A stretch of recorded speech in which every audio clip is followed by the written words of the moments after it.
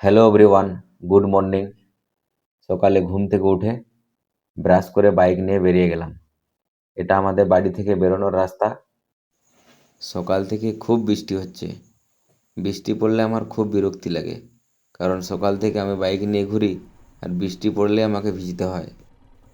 বৃষ্টির জলে আমাদের পুকুরটা প্রায় ভরে গেছে, তাই পুকুরটা একবার দেখতে আসলাম।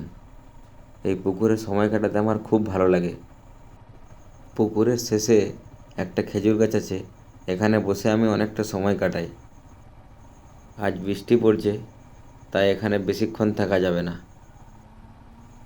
এই বছর অস্বাভাবিক বৃষ্টির জন্য পুকুরটা এতটা ভর্তি হয়ে গেছে, না হলে পুকুরে এত জল কখনোই থাকে না। একটু একটু করে বৃষ্টি পড়ছে। এবার এখান থেকে মার্কেটের দিকে যাব। আমাদের গ্রাম থেকে মার্কেট যাবার রাস্তা এটা। রাস্তাটার অবস্থা খুব খারাপ হয়ে গেছে। এবছর অতিরিক্ত বৃষ্টির জন্য আবার বেশি করে খারাপ হয়ে গেছে।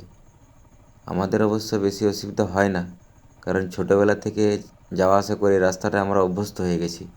বেশি অসুবিধা হয় বাচ্চাদের, যারা স্কুল যাওয়া আসা করে, আর বয়স্কদের। বিশেষ করে সন্ধ্যাবেলায় যারা যাওয়া আসা করে তাদের প্রচুর সমস্যা হয়।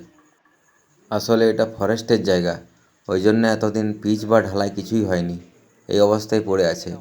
তবে একদিন নিশ্চয়ই হবে। মার্কেটে এসে আমাদের বাঁকুড়ার প্রিয় চপ মুড়ি খেয়ে নিলাম। মুড়ি খেয়ে আমাদের মোড়ের বাড়িতে এসে দেখি মানবাজার থেকে মিস্ত্রি দাদারা চলে এসছে, এসে কাজও শুরু করে দিয়েছে। এই কাজ কতদিন চলবে ঠিক জানি না। মোড়ে এসে পুচকিটার সাথে দেখা হয়ে গেল। সে স্কুল গেছিল, এখন রেনকোট পরে বাড়ি ফিরছে।